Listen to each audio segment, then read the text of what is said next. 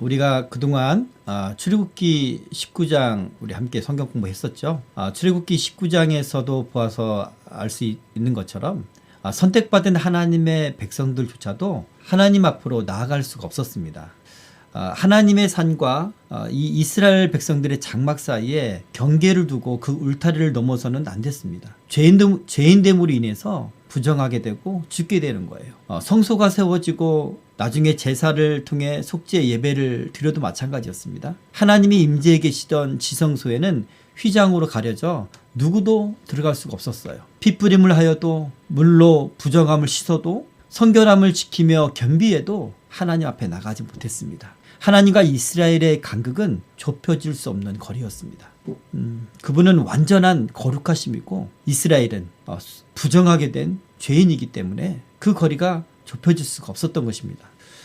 하나님이 그 백성 가운데 거하시기 위해서 성소를 지으시고 그곳에 임재하시고 또 성전을 지으셨습니다. 예루살렘 성전을 지으셨어요. 그러나 그 누구도 하나님께 나아가 그를 뵐 수 있는 사람이 없었습니다. 그런데 오늘 이 누가복음의 복음서를 보면 그 하나님께서 친히 이 땅에 내려오신 겁니다. 친히 이 땅에 내려오셔서 그 백성을 만나러 그 백성에게 내려오신 거예요. 바로 이 복음의 역사는 바로 이렇게 실현되고 있는 것입니다. 빌립보서 2장 6절에서 7절 말씀해 보면 그는 근본 하나님의 본체시나 하나님과 동등됨으로 취할 것으로 여기지 아니하시고 오히려 자기를 비워 종의 형체를 가지사 사람들과 같이 되셨고 그렇게 말씀하셔요. 예수 그리스도 하나님의 아들이 오신 것이죠. 임마누엘이라고 하죠. 임마누엘은 하나님이 우리와 함께 계시다라는 뜻입니다. 하나님의 그 보좌를 버리시고 자신을 비워서 피조물인 인간의 모습으로 오신 것입니다. 누가복음의 기록으로 살펴보면요, 그 예수님께서 이 땅에 아기 예수로 오셔서 지금 이 5장에 이르기까지 행적을 잠깐 제가 간략하게 요약해 드릴게요. 잘 기억해 보시고, 예수님은 왕으로 이 땅에 오셨는데 왕궁이 아닌 선지자의 예언대로 베들레헴으로 오셨습니다. 베들레헴의 마구간에서 나셨어요. 그리고 말구유에 누우셨죠. 그렇지만 이 헤롯이 아기 예수를 죽이려고 하는 그 계획, 그것으로 인해서 아기 예수님은 예굽으로 잠깐 피신하시게 되십니다. 그 중에 이제 나신 지 8일 만에 누가복음에 의하면 예수님이 할례일의 정결 예식 때문에 예루살렘 성전에 잠깐 오시죠. 그때 성령의 음성대로 아기 예수님을 기다리던 시몬과 그리고 선지자 안나가 아기 예수님을 영접합니다. 그리고 하나님을 찬양하죠. 그리고 나서 이제 예수님은 갈릴리 나사렛이라는 동네는 아주 작은 그런 동네였습니다. 보잘것없는 동네. 그런 동네였습니다. 거기서 예수님은 잘하셨어요. 30세가 되었을 때 주님은 우리 앞서서 누가복음 4장까지 보면 이제 백성들을 백성들에게 나타나시는데 그 주님께서 오시기 이전에 세례 요한이 먼저 나와서 예수님을 선포하죠. 회개하라 선포하면서 예수님의 길을 예비합니다. 그리고 예수님이 이제 등장하시죠. 예수님이 등장하셔서 세례 요한에게 세례를 받으십니다. 그리고 그때 하늘이 열리고 아버지 하나님의 음성이 들립니다. 이는 내 사랑하는 아들이다. 내 기뻐하는 자다. 그리고 성령님이 비둘기같이 내려오십니다. 그리고 이제 예수님이 성령님의 이끌림 받아서 광야에 나가셔서 시험을 받으시죠. 이 시험은 십자가의 길, 완전한 구원의 길을 가지 못하도록 하는 사탄의 그런 시험이었어요. 그 시험에서 예수님이 이기시고 이제 본격적으로 예수님이 복음 사역을, 전도 사역을 하시는데요. 갈릴리를 중심으로 하셨습니다. 특별히 가버나움이라는 그런 도시를 중심으로, 가버나움은요, 이 지중해 그리고 유럽으로 향하는 그 길목에 있는 이 아시아에서 그런 요충지입니다. 그런 가버나움이라는 도시에 주님은 거점으로 마련하셔서 그곳에서 사역하셔요. 자, 주님께서 사역하시는 그 사역이, 주님의 일들이 갈릴리 온 지역에 또 이방 지역에 퍼져나갑니다. 주님께서 병든 자를 고치시고 안진병을 일으키시고 눈먼 자를 보게 하시고 또 하나님의 그 은혜로운 말씀이 온 지역에 퍼져나가요. 그래서 사람들이 막 주님 앞에 모여들기 시작하죠. 주님의 소문이, 주님의 어떤 명성이 커졌어요.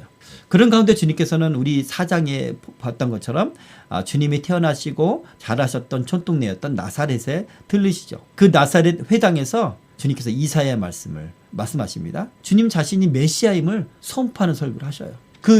말씀이 너무나 은혜롭고 위험 있는 말씀임에도 불구하고 어렸을 때부터 예수님을 알고 있던 그 나사렛 사람들은 편견 때문에 예수님을 믿지 못하고 예수님을 죽이려고 그래요. 배척하죠. 거기서 예수님은 아무런 일도 아무런 이적도 행하지 못하십니다. 그리고 이제 예수님께서는 다시 주님의 사역지인 가버나움으로 돌아오셔서 그분의 일을 하십니다. 지난주에 우리가 보았던 것처럼 주님께서는 어떤 일을 하시냐면 크게 4가지로 정리할 수 있습니다. 첫째는 진리의 말씀을, 하나님의 말씀을 가르치셨어요. 둘째는 귀신을 내어 쫓았습니다. 셋째는 각종 병자들을 고치셨어요. 넷째는 전도를 하셨죠. 이 모든 사역은 하나님의 백성을 영적으로 육적으로 치유하시는 그 의원으로신 예수님의 4가지 사역이었습니다. 그리고 나서 예수님은 한적한 곳에 계실 때 예수님이 한적한 곳에 계셨는데 무리가 또 예수님 앞에 아침이 되어서 왔는데 예수님이 안 보이는 거예요. 그래서 예수님 찾다가 한적한 곳에서 찾았습니다. 그러자 그 사람들이 말하죠. 주님 앞에 주님께 우리를 떠나지 마십시오 라고 이렇게 말해요. 그래서 예수님께서 말씀하시죠.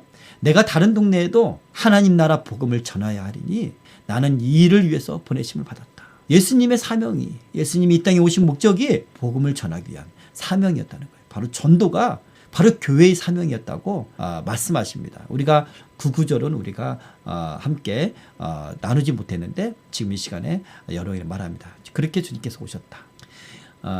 그리고 주님께서는 이제 이 가버나움뿐만 아니라 갈릴리 온 전역을 다니시면서 동네마다 다니시면서 복음을 전하셨어요.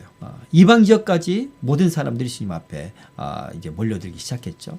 여기까지가 오늘 이제 누가복음 4장까지의 예수님의 그 행적들에 대한 이야기입니다. 오늘 본문 말씀은요, 갈릴리 바다예요. 이 배경은 갈릴리 바다. 오늘 이 누가복음에는 게네사렛 호수라고도 불립니다. 호수인데 너무나 바다처럼 크기 때문에 갈릴리 바다 이렇게 말을 하는 겁니다. 그 해변에서 일어난 이야기입니다. 오늘도 역시 무리가 많은 사람들이 예수님께 몰려왔어요. 하나님의 말씀을 들으려고 왔습니다. 그렇게 많은 사람들이 예수님을 이렇게 따라다녔거든요. 그렇게 쫓아다닐 때 갈릴리 바닷가에서는 다른 사람들은 주님의 말씀을 들으려고 할 바로 그때 갈릴리 바닷가에서는 다른 몇 사람이 있었어요. 그 사람은 누구냐면 바로 갈릴리 어부들이었어요. 왜냐하면 주님을 믿기는 하지만 메시아가 오셨다는 소식을 듣기도 하고 그분을 알기는 하지만 언제나 그분의 말씀만을 들을 수가 없었거든요.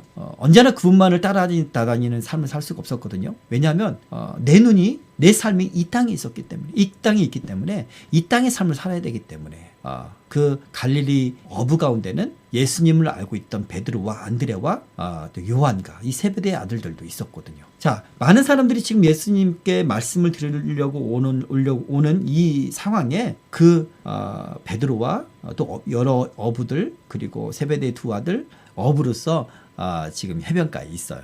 무엇을 하고 있었냐면 이 갈릴리 바닷가에서 고기를 잡고 이제 돌아와서 이제 그물을 싣고 있는 거예요. 근데 이제 그 가운데 주님은 2 배가 있었는데 그 중에 한 배에 주님이 오르셨어요. 오르시고 근데 그 배는 바로 베드로의 배였습니다. 오르시고 나서 이 육지를 조금 떼어서 가자 이렇게 말해요. 그 이유는요.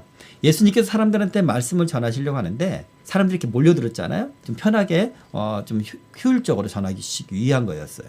이 갈릴리 해변은요. 이렇게 육지 쪽으로 이렇게 좀 올라가는 둔턱이 있어요. 그래서 사람들이 해변에 이렇게 모여 있으면 그 바닷가에서 조금 떨어진 곳에서 말씀하시면 그 음성이 퍼져나가지 않고 이렇게 마치 극장에서 말씀하시는 것처럼 그렇게 우리 앰프 시설이 없어도 잘 들을 수 있는 그런 구조적으로 그런 위치였습니다. 그래서 그 배를 타시고 잠깐 떼어서 가자 이렇게 말씀하셨죠. 그리고 거기서 사람들을 가르치셨습니다. 아마도 예수님께서는 베드로의 배에 특별히 오르신 이유가 말씀을 가르치는 것 외에 다른 이유도 있을 것입니다. 그 이유가 뭘까? 오늘 본문 말씀에 뒤에 이어지죠. 자, 어찌됐건 그렇게 베드로는 의도치 않았지만 예수님이 가르치시는 하나님의 말씀을 듣게 된 거예요. 그렇게 듣고 나서 예수님이 다 말씀하시고 나서 시몬에게 말씀하십니다. 시몬아, 깊은 곳에 가서 그물을 내려라 이렇게 말씀하셔요. 그런데 이건 말이 안 되는 그 이야기예요. 왜냐하면 이 갈릴리에 있는 고기들은요 어두운 밤과 새벽에 몰려들기 때문에 갈릴리 어부들은 주로 밤에 그렇게 그물을 깁습니다. 지금 시간은 햇볕이 올라온 오전 시간이에요.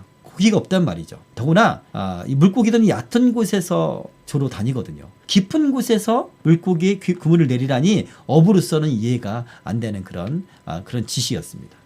근데 이 베드로가 예수님의 그 지시에 이렇게 말씀하시죠. 그렇게 말을 하죠. 선생님, 우리들이 밤이 새도록 수고하였지만 잡은 것이 없습니다. 그러나 말씀에 의지해서 제가 그물을 내리겠습니다. 그렇게 말합니다. 그러자 2배 다 채울 정도로 고기가 올라와요. 다른 동무들에게 손짓해서 와서 도와달라고 할 정도로 그렇게 어획 기적 사건이 일어납니다. 모든 사람들이 놀랍니다. 세베대의 두 아들 야고보와 요한도 놀랐습니다. 그래서 그때 시몬은 갑자기, 사람들은 고기가 많아서 막 놀라고 있는 그런 상황인데 시몬은 갑자기 그 자리에서 엎드리는 거예요. 주님 무릎 앞에 엎드립니다. 그리고 하는 말이, 주여 나를 떠나소서, 나는 죄인이로소이다. 그렇게 고백을 해요. 떠나달라고 두려워합니다. 무서워하고 있어요. 왜 그랬을까? 왜 시몬은 예수님을 이전에도 알았는데 갑자기 그 어획 기적 사건을 봤다고 해서 어떤 달라진 느낌이 있었을까? 우리가 그것을 한번 살펴보려고 해요.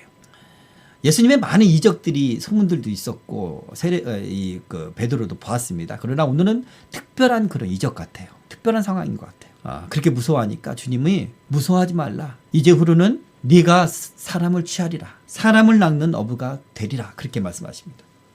그러자 베드로는 자기의 모든 것, 배와 물고기와 그물을 다 버려두고 예수님을 따르게 된다는 그런 이야기가 오늘 본 말씀의 이야기입니다. 오늘 이 말씀을 통해서 저와 여러분이 하나님의 음성을 듣기를 원합니다. 첫 번째로 우리가 이해할 수 없어도 주님의 말씀을 따라야 돼요. 하나님께서 주신 이 성경 말씀, 이 말씀을 내가 이해하지 못해도 또는 내가 동의할 수 없어도 하나님의 온전한 진리의 말씀을 따라야 돼요. 뿐만 아니라 우리가 기도 가운데, 또한 우리가 하나님 나에게 주시는 어떤 깨달음과 음성과 또 성령님의 인도하심이 있잖아요. 그런 하나님의 인도하심이 나로서는 이해가 안 되지 않아요. 그렇지만 그럼에도 불구하고 그 길을 따랐을 때 하나님의 특별한 그 목적을 발견할 수가 있는 거예요. 오늘 이 베드로는 이해가 되지 않았습니다. 왜냐하면 베드로는 평생 어부로 살았어요. 갈릴리 물길을 너무나 잘 알아요. 갈릴리 거기가 언제 올라오는지 너무나 잘 알아요. 어느 곳에서 다니는 너무나 잘 알아요. 매일 밤마다 거기서 이 그물을 깁는 그런 어부였기 때문에요. 그런데 예수님은 갈릴리에서 조금 떨어진 내륙으로 들어간 나사렛이라는 동네, 작은 동네. 그것도 예수님의 집안은 목수의 집안이에요. 아마 예수님은 목수로서 자랄 수도 있습니다. 근데 그런 예수님이 이 물길을 어떻게 한다고? 그런 예수님이 이 어부의 생활을 어떻게 한다고 그렇게 말씀하실까? 상식적으로 이해가 되지 않는 거예요, 사실은. 예수님의 인도하심은. 그러나 베드로의 말을 들어보세요. 베드로가 뭐라고 말합니까? 그럴지라도 말씀에 의지해서 내가 그물을 내리겠습니다. 왜냐하면 베드로는 예수님이 선지자, 메시아와 같은 분임을 알았어요. 선지자임을 알았습니다. 하나님의 말씀을 전하는 그런 하나님의 사람인 걸 알았어요. 베드로의 동생이 있는데 안드레가 우리가 메시아를 만났다 이렇게 말한 적이 있거든요. 그래 베드로도 예수님을 메시아로 여겼습니다. 그리고 믿었어요. 그랬기 때문에 그 메시아의 말씀에 순종한 거예요. 나는 이해가 되지 않지만 메시아께서 말씀하시니까, 기적을 베푸시는 메시아께서 말씀하시니까, 하나님의 선지자가 말씀하시니까 나는 하나님의 뜻이 있겠지. 그런 신락 같은 믿음으로 그 말씀에 의지해서 그물을 내리는 거예요. 킹제임스 성경으로는 Nevertheless at thy word I will let down the net 이렇게 말합니다. 그럼에도 불구하고요. Nevertheless, 그럼에도 불구하고 내가 그 말씀을 듣고 내가 그물을 치겠습니다 하는 뜻이에요. 그럼에도 불구하고 뭡니까? 내 모든 것이 이해가 되지 않아도, 내 안에 있는 모든 것이 하나님의 그 인도하심과 그 뜻을 이해하지 못해도 그럼에도 불구하고 주님께서 말씀하신 것은 내가 따르겠습니다. 그렇게 베드로가 고백하는 것입니다. 고백하는 것뿐만 아니라 직접 그 깊은 곳에 가서 그물을 내리죠. 다른 어부가 봤을 때 다른 어부들은 함께 동행하지 않았습니다. 나중에 물고기가 많이 잡히고 나서 부르는 거예요. 도와달라고. 그때 와서 물고기가 이 2배 가득하게 이제 그들이 도와서 그렇게 잡혔다는 그런 기사가 묘사가 있잖아요. 그렇게 베드로가 한 낮에 깊은 곳에 가서 그물을 내린다. 사람들이 봤을 때 어떻게 생각할까요? 이해를 못하는 그런 행동이죠. 그러나 베드로는 다른 사람들이 이해를 못하는 그런 광경을 말씀에 의지해서 연출합니다. 이해할 수는 없지만 그럼에도 불구하고 하나님, 내가 주님의 주시는 감동대로 순종하겠습니다. 그럼에도 나는 주님의 길로 가겠습니다. 그렇게 고백하는 거예요. 우리는 하나님의 말씀과 그분의 인도하심에 무조건적으로 순종해야 돼요. 그랬을 때 우리는 하나님의 살아계심을 만나게 되는 거예요. 하나님의 역사하심을 목격하게 되는 것입니다. 제가 고척교회에서 사역하다가 이제 결혼을 하게 되고 이 기도 가운데 하나님께서 제주도로 가기를 원하셨어요. 그런 감동이 있었어요. 명확하게 내 어떤 음성을 듣거나 그런 건 아니었습니다. 제가 고척교회 가기 전에 신학대학원에 있을 때 기도한 바가 있거든요. 먼저 난 제주도로 가고 싶다. 내 친구들이 제주도 출신들이 많은데 그 제주도에는 전도가 잘 안 된다고 그래요. 그리고 특별히 영적 싸움이 되게 많대요. 우상을 많이 숭배하고 귀신의 역사가 많다는 거예요. 그래서 나는 그곳에서 기도 생활하리라. 기도하고 전도하리라. 그런 마음이 있었어요. 그리고 나서 이제 결혼하고 나서 그쪽에 이제 사임을 하게 되었을 때 다른 어떤 사역지, 다른 목회지를 정하지 않았습니다. 정하지 않으니까 주변에서 이해할 수 없는 그런 반응을 보이더라고요. 이 사람 대책 없는 사람이다. 근데 내 마음 가운데는 하나님 앞에 그런 고백하는 게 있기 때문에 제주도로 떠났습니다. 근데 혼자 간 게 아니라 결혼했으니까 신혼 이제 아내와 함께 갑니다. 일단은 이 짐은 모두 컨테이너 박스에다 맡기고 이제 제가 타고 있던 그 소형 이제 그 아반떼에다가 필요한 어떤 그런 물품들과 약간의 짐들만 싣고 제주도로 향해요. 제주도 향하는데 전 그 제주도에서 이제 제주도는 월세를 내지 않고 연세를 내거든요. 그래서 제주도 부동산에 전화를 미리 해서 내가 이제 가서 집을 보고 계약을 하겠습니다라고 다 얘기를 했어요. 저한테는 이제 카드가 있었기 때문에 그 카드로 어느 정도 해결하려고 했었습니다. 그런데 나중에 알고 보니까 카드가 한도가 안 되는 거였어.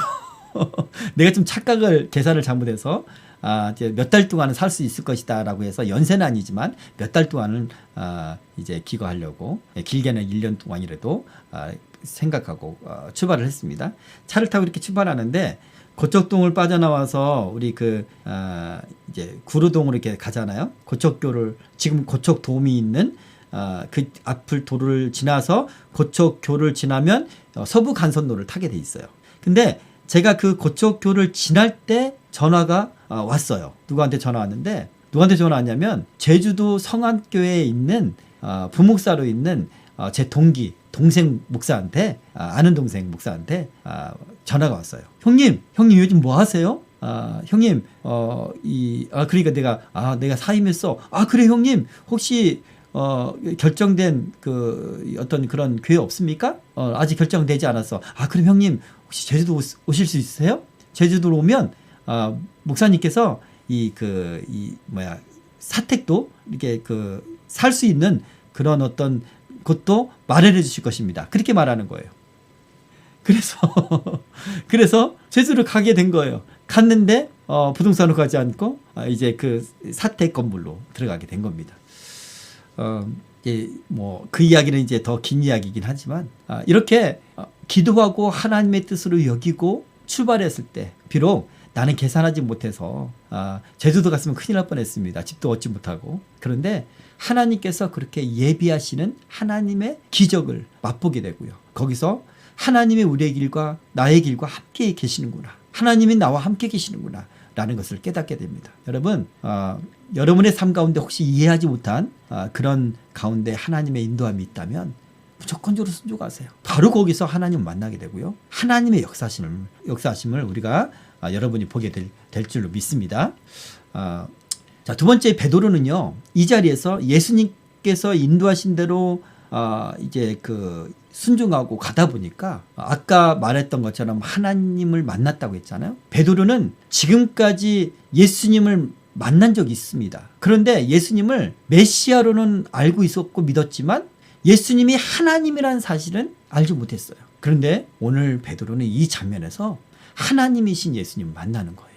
시몬 베드로가 예수님의 그 어의 기적 사건을 자기 1대1로 자기에게 찾아오신 자기 배에 찾아오신 예수님의 기적을 발견하고 나서 어떤 행동을 합니까? 엎드리는 거예요. 그 예수님한테 무엇을 느꼈길래 엎드렸을까? 오늘 예수님 말씀하시죠. 무서워 말라 그렇게 말씀하셔요. 마치 이스라엘 백성들이 하나님 앞에 나아가기를 꺼려한 적이 있거든요. 우리 그 출애굽기 19장에 보면 20장에 보면 하나님께서 십계명을 말씀하시고 할 때 이스라엘 백성들이 두려워해요. 그리고 모세에게 말하죠. 하나님이 직접 우리한테 말씀하시지 말고 그러면 우리가 죽을까 싶습니다. 죽을 것 같으니까 죽을지도 모르니까 모세 당신이 대신 전해 주십시오. 그렇게 요청을 하죠. 이스라엘 백성들이라 할지라도 하나님을 만나면 두려워해요. 그 자리에서 죽게 되었도다 이렇게 고백할 정도로. 이사야도요. 이 선지자도 성전에서 하나님의 역사, 천사의 역사를 만났을 때 내가 이제는 죽게 되었다. 그렇게 고백하죠. 구약성경에 보면 천사들 만난 수많은 하나님의 사람들이 처음에 반응이 뭐냐면 내가 이제 죽게 되었다. 그렇게 반응을 해요. 물론 이스라엘 사람들은 알아요. 하나님을 보게 되면 또 이제 하나님의 종들인 천사들을 보게 되면 죄인들은 죽게 된다라는 그런 지식과 경험들이 있습니다. 역사적인 경험들이 있어요. 그런데 이 고백은요, 이 그 본능적으로 나오는 고백은 지식과 경험에 의한 두려움이 아니라 아주 본능적인 두려움이에요. 본능적으로 하나님을 만나니까 하나님의 위험 앞에 아이고 난 죽게 되었다. 꼬꾸라지는 거예요. 그냥 꼬꾸라지는 거예요. 여러분 제가 아까 말씀드렸죠. 시몬은 예전에 예수님 만난 적이 있어요. 예수님 만났을 뿐만 아니라 예수님을 쫓았던 소수의 사람들 가운데 포함되어 있었어요. 세례요한이 그 예수님에 대해서 막 이제 선포하고 그랬잖아요. 예수님이 이렇게 건의실 때 세례요한이 그렇게 말합니다. 보라 하나님의 어린 양이로다. 그렇게 세례요한의 제자들한테 말을 하거든요. 그 가운데 세례요한의 제자 가운데 이 베드로의 동생인 안드레가 있었어요. 안드레뿐만 아니라 많은 세례요한의 제자들이 예수님을 쫓아서 예수님의 제자가 되는 거예요. 그렇게 이제 그 안드레가 예수님을 만나고 와서 형을 찾아가요. 가장 먼저 베드로에게 찾아갑니다. 그리고 나서 우리가 메시아를 만났습니다. 우리가 메시아를 만났다. 그렇게 말을 해요. 그리고 베드로를 예수님께 데려가죠. 예수님 뵙게 만나게 합니다. 그때 예수님이 베드로에게 네가 요한의 아들 시몬이니 장차 게바라 하리라. 그렇게 이름을 주십니다. 게바라는 뜻은 베드로라는 뜻이에요. 반석이라는 뜻입니다. 그때 처음 만났을 때 예수님이 원래 이름은 시몬이잖아요. 요한의 아들 시몬. 근데 그 시몬이라는 이름을 베드로라 그렇게 말씀하시는 거예요. 그리고 나서 우리 그 복음서에 보면 예수님의 최초의 이적 사건이 뭐냐면 가나 혼인잔치에 그 물을 포도주로 바꾼 그런 기적이거든요. 그것이 최초의 이적 사건입니다. 그때 보면 요한복음 2장 2절에 보면 예수와 그 제자들도 혼례의 청함을 받았더니라고 기록하고 있어요. 이때에도 베드로가 그 가나 혼인잔치에 갔었던 거예요.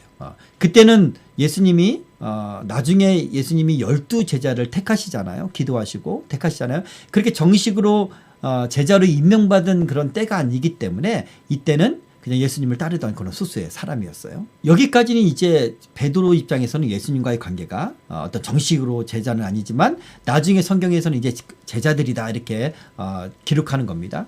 자, 베드로는 어쨌든 그곳에서 예수님의 기적을 보게 됩니다.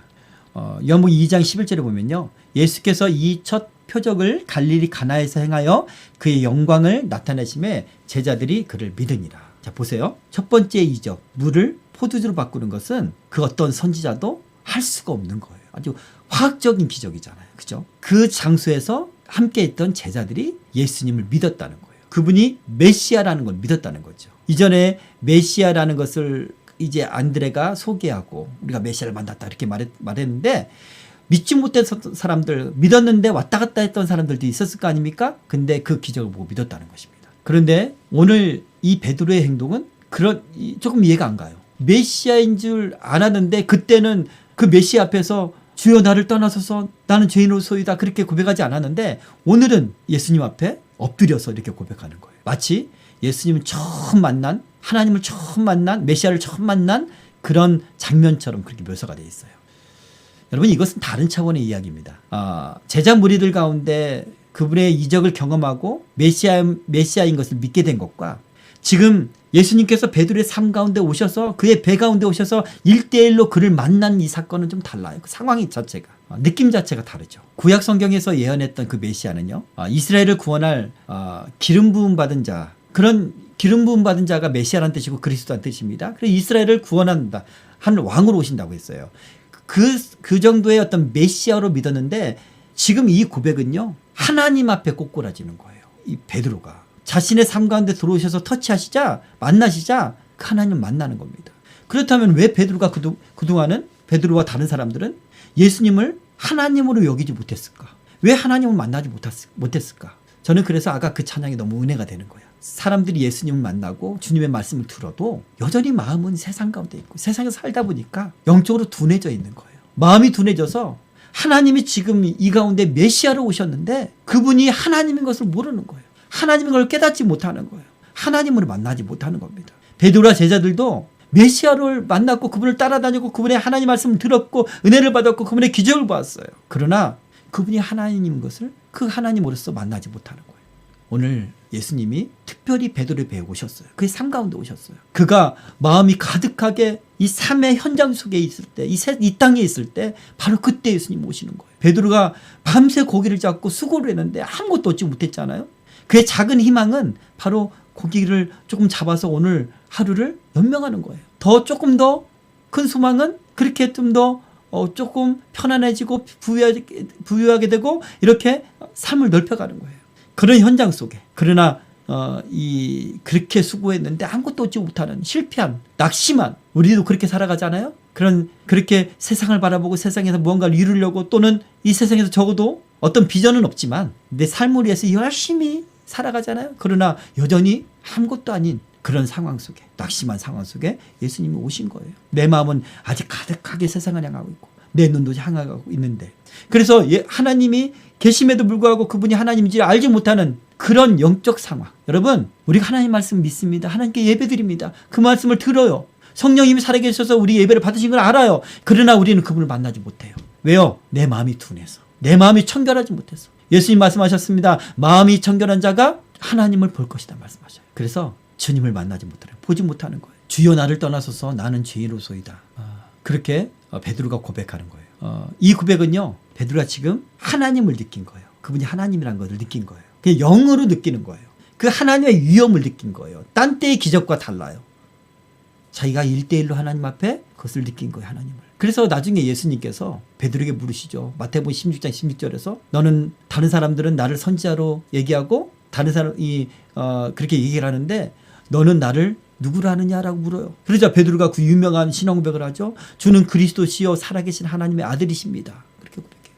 하나님은 그리스도시지만 살아계신 하나님의 아들입니다 라고 베드로가 고백해요. 왜요? 베드로는 그 하나님의 아들을 만났거든요. 바로 이 장소에서 만났어요. 여러분, 우리가요 하나님을 만나잖아요. 그러면 사람들이 하나님 만나면 반드시 보이는 그런 현상이 있어요. 뭐냐면 자기가 죄인이라는 걸 깨닫게 돼요. 회개가 일어나요. 회개가. 그래서 두려워요. 하나님 앞에 꼬꾸라져요. 제가 고등학교 2학년 때 집회, 기도원에서 하는 집회에 간 적이 있어요. 거기서 다른 사람들이 하나님 앞에 막 구하는데 나는 하나님을 믿어. 말씀도 들어서 지금까지 주일학교에서 그리고 교회학교에서 그렇게 믿는데 내 마음에 그래도 한쪽에는 조금 믿음이 부족해, 의심이 있어. 왜? 만나지 않았으니까, 경험이 없으니까. 그래서 하나님 나를 주님 앞에, 주님 만나게 해달라고, 주님 믿게 해달라고 막 기도했어요. 주여 간절히 기도했어요. 내 목소리가 가장 크게. 하나님이 이 귀가 안 좋으셔서 그렇게 소리 질렀을까요? 아니요. 나를 위해서, 내 마음을 위해서, 내가 이렇게 간절합니다 주님, 그것을 하나님 앞에 보이기 위해서 고래고래 소리를 해서 목이 다 쉬도록 그렇게 막 날 만나주세요. 주여 내가 믿게 해주세요. 막 기도했어. 그렇게 기도하는데 갑자기 큰 불덩이 같은 것이 나한테 떨어지는 거야. 내가 너무나 뜨거운 거야. 뜨거운데 그냥 하나님이야, 하나님. 너무나 두려워서 꼬꾸라졌는데 떼굴떼굴 구르면서 주여 용서해 주십시오. 용서해 주세요. 용서해 주세요. 그 말밖에 안 나와. 주여 용서해 주세요. 그밖에 안 나와. 거룩하신 하나님 앞에 그 하나님, 내가 만난다는 어떤 그 깨달음 없이 그냥 성령께서 나에게 임하시니까 주여 날 용서해 주세요. 떼굴떼굴 구르는데 제 눈앞에 내가 그동안 지었던 나의 추악한 모든 죄와 모든 내 마음의 모든 죄와 이미 내 마음의 세상에 있는 내 이 더러운 모든 것들이 다 드러나는 거야. 마치 필름, 여러분 그런 간증 많이 들었죠? 필름, 이 동영상에 보여주는 것처럼 필름이 흐르듯이 다 보이는 거예요. 그뿐만 아니라 내가 본래 태어나기 이전부터는 본질상 죄인이었다는 것, 하나님 앞에 설 수 없는 죄인이었다는 것을 그냥 알게 돼요. 그냥 깨닫게 돼요. 떼글떼글거리면서 주여 날 용서해 주세요. 그렇게 고백하게 되더라고요. 여러분, 하나님을 만나면 내가 죄인이라는 것을 그냥 깨달아요. 그리고 회개하게 됩니다. 수많은 많은 사람들이 하나님을 만나고 회개했다라는 그런 고백과 간증을 많이 듣잖아요. 오늘 베드로도 그동안 따라다녔던 그 예수님, 그 메시아, 그 선지자, 기름 부음 받은 자, 이스라엘 구원을 할 자, 그분과 함께 다니고 그분의 기적을 봤지만 이렇게 반응한 적이 없습니다. 지금 베드로는 하나님을 만난 거예요. 하나님의 아들을 만난 거예요. 그분의 존전 앞에, 그분의 위엄 앞에, 그분의 거룩하심 앞에 자기가 얼마나 더러운 죄인인가를 깨닫게 된 거예요. 그러니까 두려운 거예요. 예수님 말씀하시잖아요. 무서워하지 말라. 그 말씀은 얼마나 두려워하고 있다는 것을 우리가 알 수가 있는 거예요. 마지막으로 왜 주님께서 베드로의 배에 오셨을까? 그것은 왜 주님 만났을까? 그것은요, 베드로를 부르시기 위한 것이었어요. 여러분, 주님께서 여러분에게 은혜를 주시고 은혜를 주셔서 주를 믿게 하고 또한 성령의 또 은혜를 주시는 이유, 주님께서 여러분의 삶 가운데 응답하시고 작은 간증거리라도 하나님이 역사하시는 이유, 그것은 무엇입니까? 내 삶에 들어오신 이유가 무엇입니까? 나를 부르시기 위한 거예요. 저는 믿기는 예수를 믿는 모든 사람들을 주님께서 부르셨어요. 어떤 삶으로? 이 세상을 위한 삶이 아니라 이 세상은 잠깐 사는 나그네일 뿐인데 너는 이 세상의 주인으로 이 세상을 위해서 살지 말고 저 천국을 위해서 살아라. 그런 부르심으로 부르셨어요. 오늘 주님께서는 베드로를 부르시는 거예요. 여러분, 베드로는 갈릴리 어부 출신이죠. 갈릴리는 촌동네였어요. 아까 말씀드렸던 것처럼 예루살렘의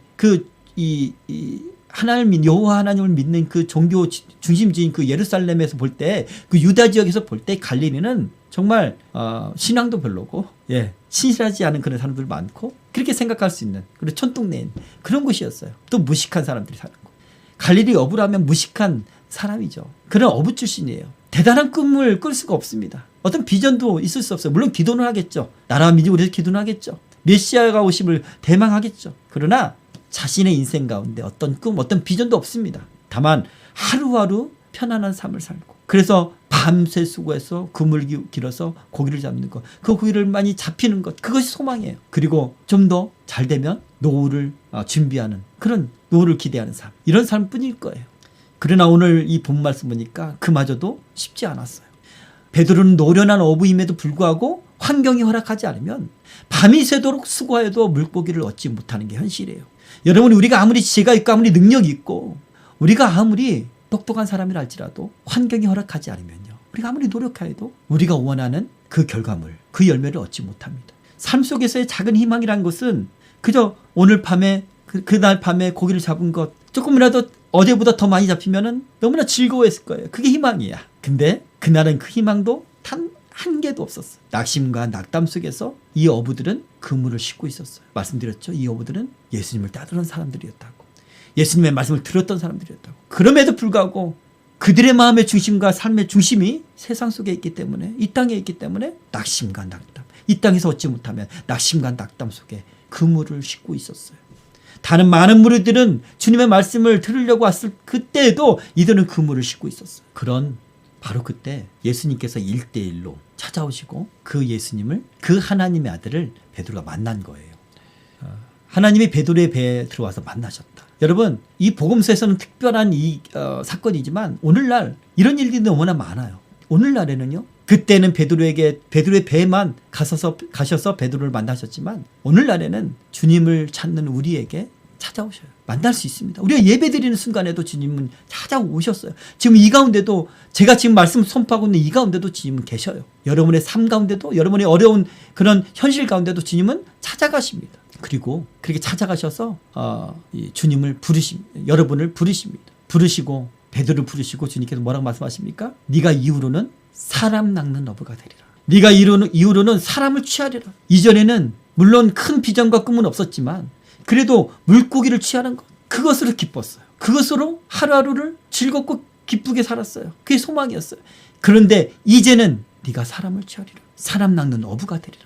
완전히 베드로의 인생이 바뀌는 그런 시간인 거예요. 주님을 만났을 때. 이전에는 이 땅에 살면서, 이 땅에 소속해 있으면서 이 땅을 위해서 살았다면 이제는 하나님 나라를 위해서 사는 사람으로 그렇게 바뀐 거예요. 그랬을 때 베드로가 어떤 반응을 보입니까? 베드로가 자기가 그토록 취하기를 원했던 2배 가득하게 잡았던 그 물고기가 마음속에 들어와 있을까요? 아니요. 그냥 아낌없이 버렸어요. 그리고 자기 전 재산이라고 할 수 있는 배와 그물을 버려두고 주님을 쫓으니라. 할렐루야. 아멘. 여러분, 주님을 만난 사람은요, 주님을 하나님의 아들로 만난 사람은요, 그래서 그분 앞에 자기가 죄인임을 철저하게 깨달은 사람은요, 자신의 모든 것을, 그 모든 것을, 이 세상의 것을 아낌없이 버려두고 주님을 쫓습니다. 왜? 더 귀한 가치가 있기 때문에 쫓는 거예요. 예수님 말씀하시잖아요. 밭을 갈다가 보물을 발견했어요. 밭 속에, 땅 속에 보물을 발견했어. 근데 그 밭이 내 밭이 아니야. 그러면 어떻게 하겠습니까? 자신의 소유를 다 팔아서 그 밭을 사겠죠. 왜? 보물을 얻기 위해서. 그것처럼 더 좋은 가치가 있기 때문에, 더 좋은 그런 인생의 목표가 생겼기 때문에, 더 좋은, 더 명예롭고 더 영광스러운 그 사명이 있기 때문에 모든 것을 아낌없이 버려두고 쫓는 거예요.